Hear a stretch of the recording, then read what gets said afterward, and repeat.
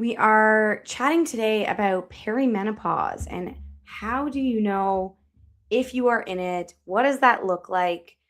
I'm Dr. Laura Pfeiffer. I'm a naturopathic doctor, and I mainly focus on perimenopause and menopause. And one of the biggest questions I get, or I guess comments from people, is how do I know if I'm in perimenopause? My doctor won't test my levels, or whatever the concern is. So let's talk about, what perimenopause is and what I think often gets missed in the perimenopause conversation when when we're looking at it as a whole. So first things first, I see a lot of conversation surrounding the idea of testing your hormones, looking at your hormones to understand. I have a lot of patients that'll come in and they'll say, I've had a Dutch test done. And, as a practitioner myself, I don't do Dutch tests. And the reason for that is, um, I just don't find it useful. So we see that a Dutch test is really so. First of all, a Dutch test, if you've never done it, it's a dried urine test. It's just a moment in time, and so sometimes that moment in time doesn't give us the information that we need, right? So when we look at perimenopause as a whole, what is happening, right? We have a normal physiologic decline in your hormone production overall. And so what happens is it's not this just like clear decline that happens in perimenopause where your hormones are just going to go like this and then end up in nothing. It's going to be this progression where sometimes your hormones are going to be super high and then sometimes they're going to be tanked. And so, really, a lot of the symptoms and a lot of the distress in perimenopause comes from that fluctuation, not the hormones being low or particularly high. It's that the hormones are changing so frequently that we really can't get ahead of it. And so when we look at perimenopause and we think about testing, this is why it typically doesn't make sense to test your hormones because the hormones are moving in such a capacity that one day you'll test them and it will look like, oh my God, you look like you're super fertile, which is something that interestingly enough, I've had patients tell me their doctor has told them they're super fertile and they're like 48 and they've just had their hormones tested. I'm like, that doesn't make much sense. But when we look at it, the important thing to understand and the important thing to note is that there is fluctuations. That's just that, right? And so, how do we determine A, if you're in perimenopause, B, if the symptoms that you're experiencing are from perimenopause, and D, what do we do about it? A lot of patients are really frustrated because they'll say, my doctor tested my hormones. Okay. My hormones looked normal. And as a result, I'm not getting any treatment, any information, any next steps forward. Or someone will be in perimenopause where their periods are shifting and changing and all the things we expect. And their doctor will say, you have to wait till your periods are completely done before we consider HRT or hormone replacement therapy. And so uh, I will say that the testing piece doesn't matter. We'll talk about some of the logistics. We'll talk about some of the criteria. And Dawn, you're right. Menopause. Everyone talks about perimenopause. Menopause can be worse in some capacities. I think it depends on what we're talking about, right? Like if we're talking about vasomotor symptoms, we're talking about hot flashes and night sweats. We know that some women can have hot flashes for 20 years. 20 years. Some women have the most amount of hot flashes while they're in the thick of their hormones shifting and changing. And so it really depends on the person and the personal experience. But this is why we need to understand, what stage we're in and what sort of treatment options are available to us is really part of the important piece of that conversation. So let's backtrack. Let's talk about perimenopause. I always joke with my patients and I say, if it walks like a duck, talks like a duck, it is a duck, right? Meaning, if you are statistically of the age where perimenopause is likely to happen, meaning 45 or older, and you have symptoms of perimenopause, then it is perimenopause, right? And the problem with perimenopause is, as you know, perimenopause can cause a ton of different symptoms, everything from mood to hot flashes to night sweats to low energy, poor sleep, like you name it, joint pain. We know that there are estrogen receptors pretty much on every tissue in your body. And so, if that is fluctuating, that is going to change lots of things. And so we have to pick apart what part of this is perimenopause and just the hormonal fluctuations, and what part is happening because of something else.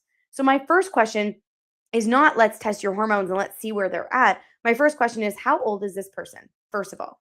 Second of all, is looking at the menstrual cycle. Now, you can have symptoms of perimenopause far before your cycle changes. When we look at the reproductive stages of aging, we see that you can have subtle changes in your cycle, and that might mean that it's coming a little bit heavier sometimes, a little bit lighter sometimes, and you might start to have symptoms, right? You might have hot flashes, you might have night sweats, maybe you have weight gain. Weight gain is a complicated topic, and weight gain is something I feel like we could spend an entire time on. But what we know predictably is that when we take away estrogen and progesterone, women are more likely to gain weight. They're more likely to be insulin resistant. There's a lot of different pieces to that. But what we also know is that when we completely replace those hormones, that weight doesn't go away, unfortunately, right? So there's a lot of symptoms you could experience before your periods change. That doesn't mean that you don't need hormone support. But if somebody comes to me and they are 47 years old and they still have regular periods, but they're having hot flashes and night sweats and low sex drive and issues with sleep, then ultimately part of their clinical picture is that they are in perimenopause. Whether we treat with hormone replacement therapy and or something else and or other tools is up for conversation. That's always an individualized conversation to determine whether or not that's a good strategy. But one thing I like to do as a naturopathic doctor is look at the whole picture, right? So I'm concerned with, okay, this person's in perimenopause. We don't need to test any hormones, but what else is going on? And when I ask what else is going on, I'm wondering, what's inflammation look like? What's insulin resistance look like? We know that going through perimenopause and into menopause is an inflammatory state. We know that you're more likely to be insulin resistant because of the change in estrogen. We know that that's partly why that's happening. And so as a result, those are some things that I'd like to test, those things that I'd like to get a little bit more information on. So things like ESR and C reactive protein or CRP can be tested in the blood, and we can look at inflammation levels. And I always look at hormones. The way I describe hormones to my patients is, we have hormones going down a hormone highway. Essentially, if you were to picture yourself driving down a highway, you're going down a highway and you stumble across a storm, like a rainstorm or a snowstorm, depending on where you are, where you're located. But essentially, when we look at the way hormones work, if you're going, your hormones are going down the hormone highway, they have to take exits to different tissues to go do the job that they were set out to do. And if you have a fog storm or a rainstorm or anything else, you're going to have trouble finding your exit, getting off and getting to your destination. And so I say that because you can have all the estrogen in the world. We can give you hormone replacement therapy. We can give you estrogen and progesterone, and maybe you have a thyroid issue and we give you thyroid medication. But at the end of the day, if there is a fog storm and the hormones can't do their job in your body, it's not going to make you feel better, right? It might look better on paper, but this is part of the reason why some people feel stuck or why some people hit a wall, right? So we need to make sure that we're looking at the whole picture being at inflammation. Insulin is another one. And another common reason why we have perimenopausal symptoms even before the natural age of perimenopause. So let's say somebody's, 38 and they're like, I am in perimenopause. I have irregular periods. I have night sweats. I have, mood swings. I feel really quick to snap. Okay, so in that case, if somebody is under the statistical age of perimenopause, I would be more inclined to want to do more investigations to see, okay, so it doesn't appear that this person should be in perimenopause. And so this is an indicator where we would do some testing, where we would say, let's look at hormones. Let's identify what else is going on. We're still looking at things like insulin resistance and inflammation. When we look at those other pieces, we know insulin resistance, for example, is independently correlated with things like hot flashes and night sweats. We know that if you have insulin resistance, you're going to have trouble sleeping. And we also know, if we're giving an example back to other hormonal conversations, PCOS, polycystic ovarian syndrome, is driven by insulin resistance. What happens in PCOS? We have irregular periods, right? Partly because insulin resistance basically inhibits your ability to ovulate. You don't ovulate, you don't make progesterone, you're not going to have regular periods. Sometimes you bleed throughout the month, sometimes you miss bleeds. And so if we look at that across the board, People with PCOS don't have perimenopause, but their periods are all over the map. And so we can't just look at that criteria, but we can look at the fact that other things are also going to contribute to problems with your hormones, right? So we have to look at insulin. So whether or not somebody is of the age of perimenopause, we look at insulin, we look at inflammation, right? The way I like to look at insulin as a practitioner is I like to run a test called the insulin glucose challenge. The insulin glucose challenge is basically a 2-hour test where you are going fasted, you're drinking this lovely, wonderful, delicious glucose drink, and then you are getting blood work done at half hour, 1 hour, and 2 hours. The reason for that is because typically the way we test for diabetes isn't super helpful. It's looking for diabetes once diabetes is there. It's not looking for what's going to happen along the way. The thing is, your blood sugar is so tightly regulated and so tightly managed that when there is any sort of dysfunction in your blood sugar, it takes a while for something really bad to happen, right? Your body has all of these, checks and balances that it deals with along the way. So when we look at testing blood sugar, this is one of the biggest tests that I run in pretty much everyone in my practice because I'm dealing with women between the ages of, let's say, 35 and 65 on average. And a lot of these individuals are having issues that look like perimenopause. Either they're perimenopause plus insulin resistance, right? So you can be in perimenopause and have your hormones doing this, but then also be insulin resistant and have your hot flashes way worse. And so sometimes what happens is we can, test for insulin resistance. We find insulin resistance. They're also in perimenopause. We also use hormone therapy as a tool here when it's indicated, but that doesn't take away from the fact that we should be treating using other tools, right? Hormone therapy is not a fix-all. And so coming back to this conversation, whether you're in perimenopause or menopause, it's important to just understand the entire landscape. We're still looking at this person holistically. We're still looking at all of the other things that can be causing their symptoms, right? So kind of coming back to that, looking at the insulin, we know that the way we look at blood sugar is not very useful, right? Typically, we're looking at blood sugar at either we're looking at it fasted. A lot of people are not looking at their insulin, fasted or otherwise. And if they are, they might look at a fasted sugar and a fasted insulin and then call it a day, right?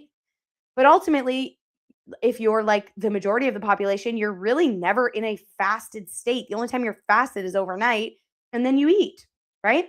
And so it's not a really good gauge to look at your fasted levels. Sometimes we'll find something in a fasted level, but the insulin glucose challenge actually just challenges your body to see how you handle your sugar, right? It's not asking the question, do you store your sugar? Most people do. The question that this test is asking is at what cost? How hard does your body work to store that sugar? So over a 2-hour period of time, we're looking, okay, so you drink the glucose drink, then you test your blood sugar, and your insulin, and you see where that's at over a period of 2 hours. And then we can determine how much of the insulin resistance or the insulin picture may or may not be contributing to the symptoms you're experiencing.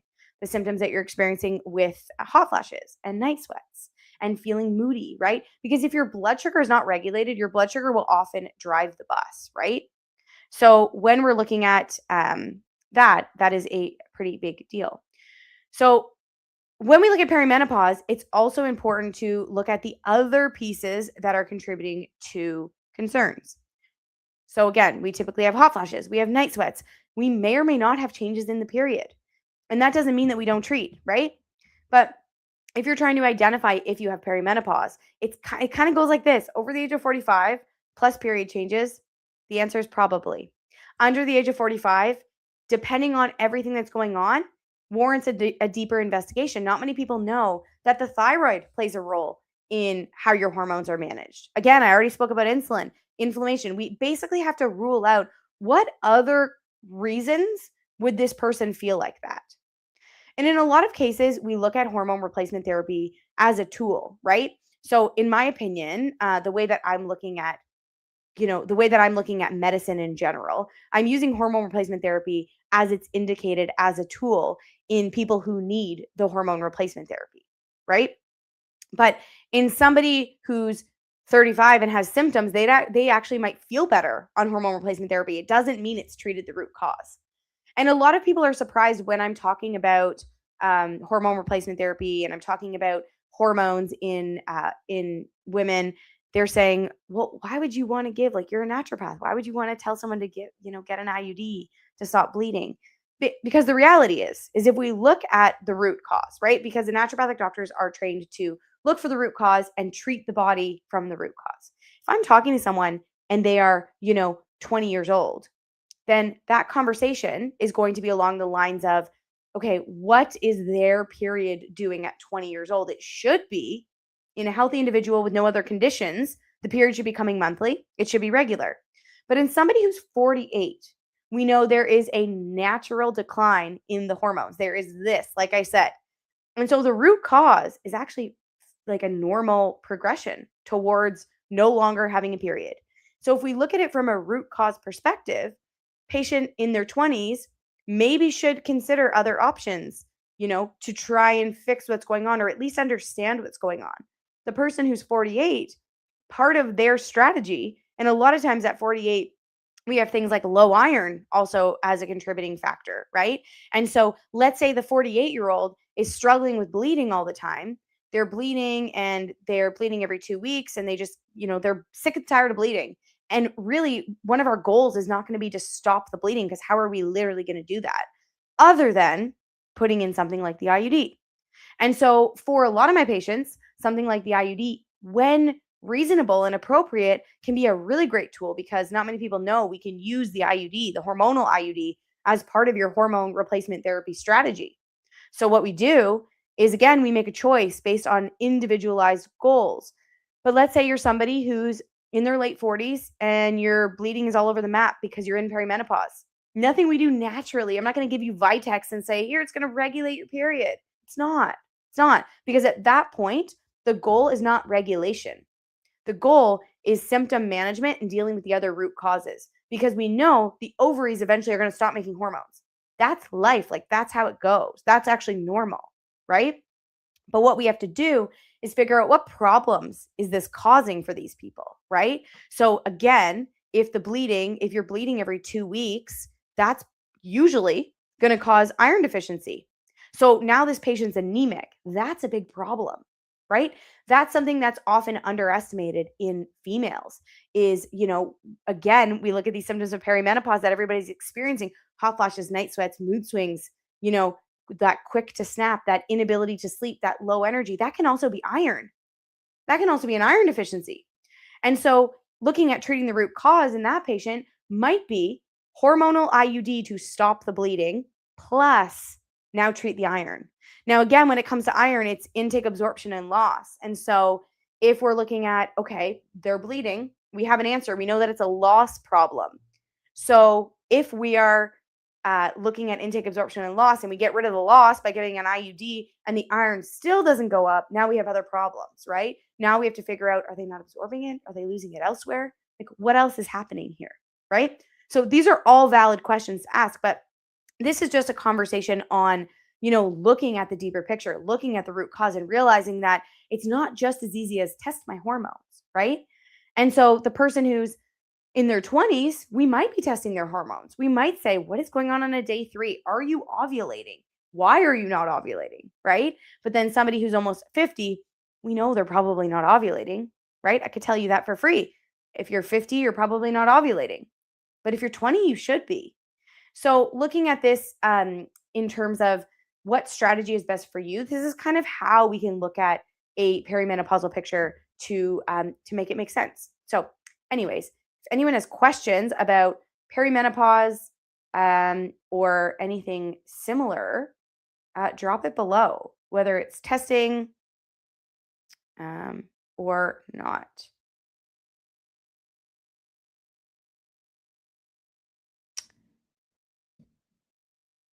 Okay.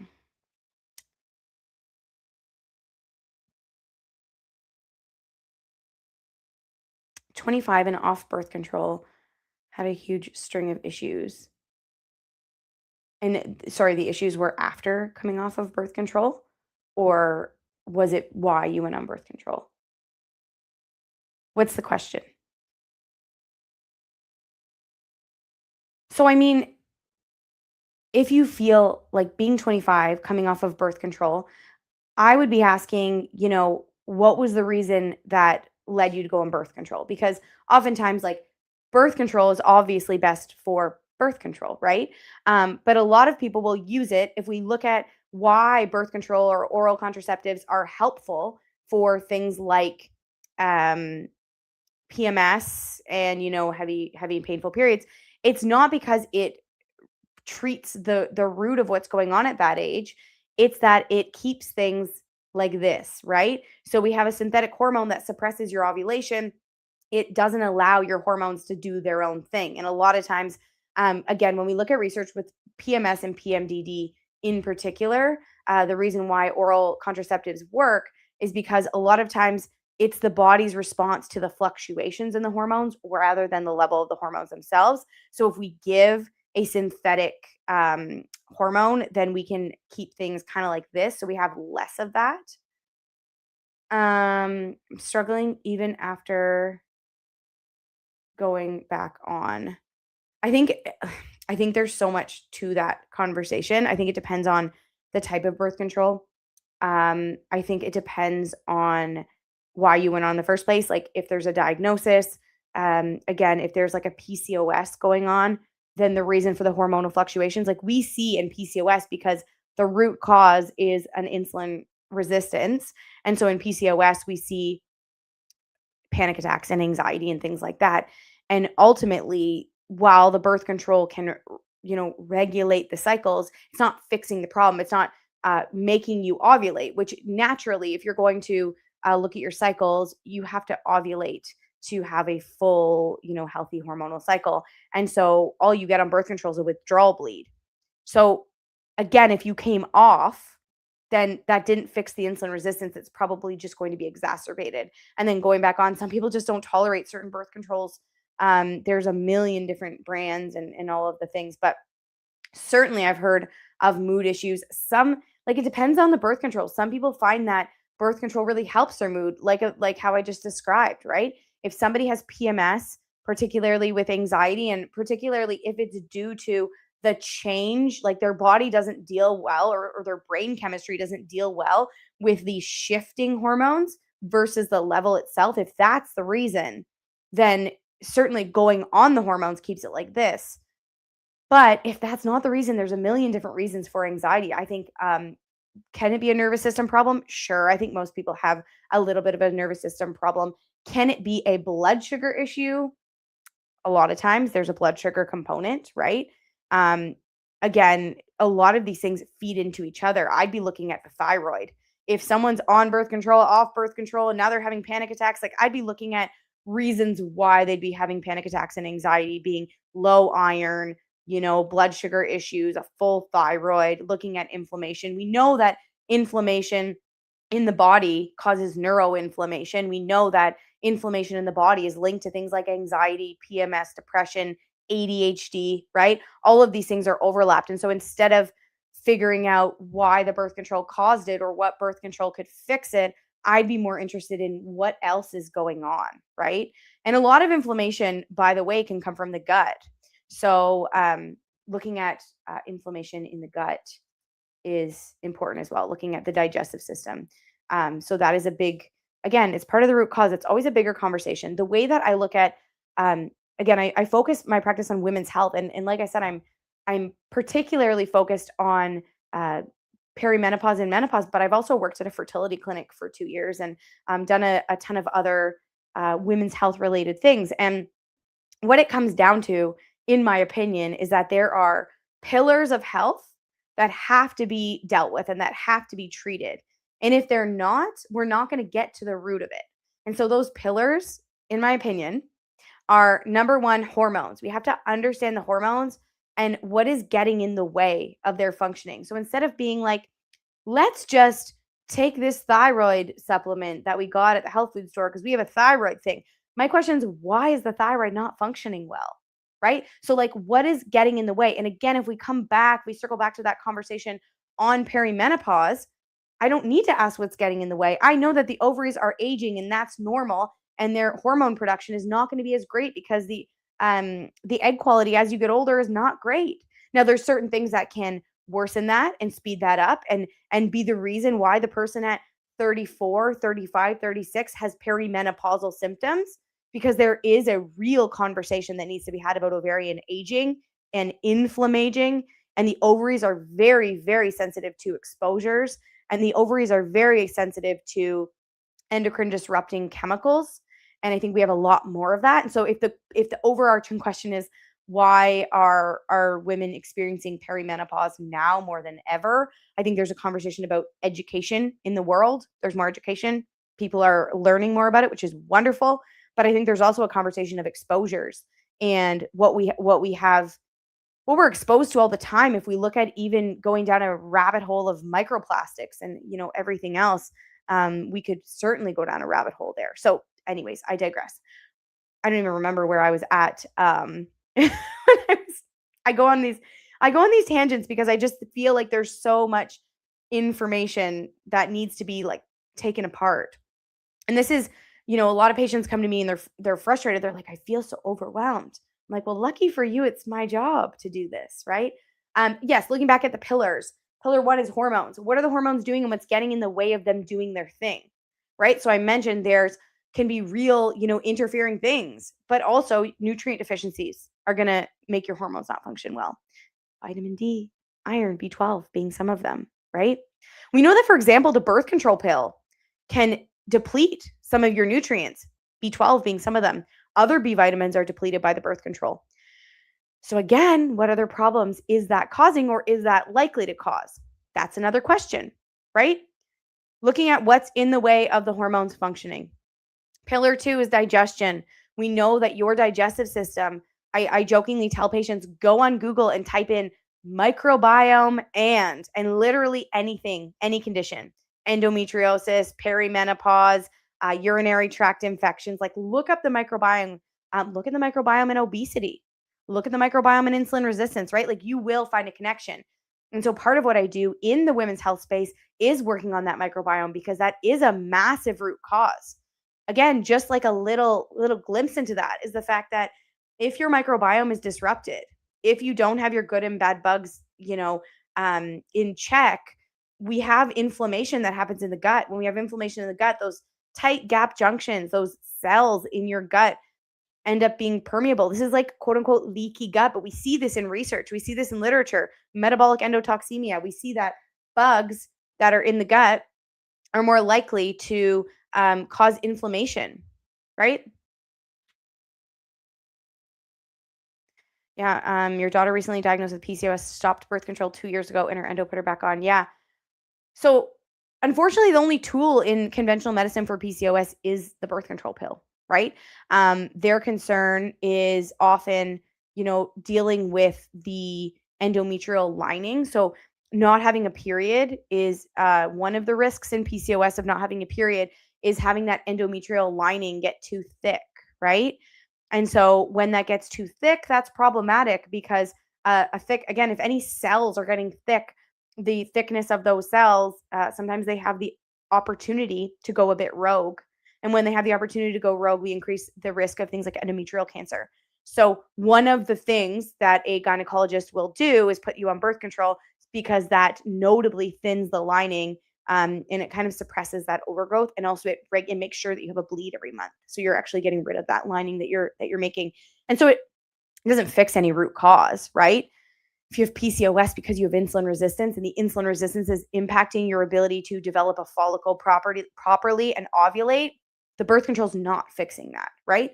And that's okay. Like, I think a lot of people feel a type of way about that, right? A lot of people will be like, well, they feel ashamed, and they're like, but I couldn't manage, whatever other symptoms they had, they couldn't manage otherwise, because the birth control helps manage their hair growth, and it helps manage their acne, because they had facial hair growth and acne, and everything else. And the birth control fixes that. And that's great. But it's important to note that when you come off of the birth control, whenever that is, things typically will rebound. And so a lot of times with patients, I'll say, okay, well, if you have PCOS and your goal is that we're going to kind of fix some of these underlying causes, we can certainly do that while you're on birth control. If birth control helps keep things stable for you, we can look at treating insulin resistance if it's there while you're on birth control, and we can make sure that your gut is in a really good place, and we can make sure that we support your nutrients that are maybe deficient. And so that's a really good place to start. And then when we're ready, we can come off of birth control and we can kind of see where that lands us, right? And so you still can work on all of the pieces while you're on birth control. We don't have to choose one or the other, but that's typically the way that patients are looking at care.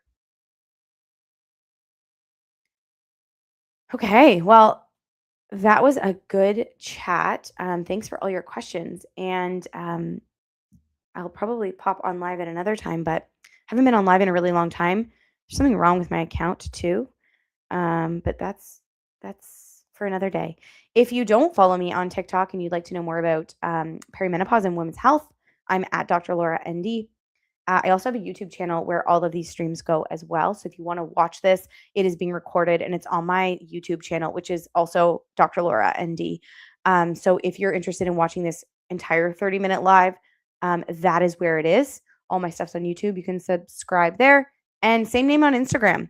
So thanks everyone for joining, and we'll see you soon.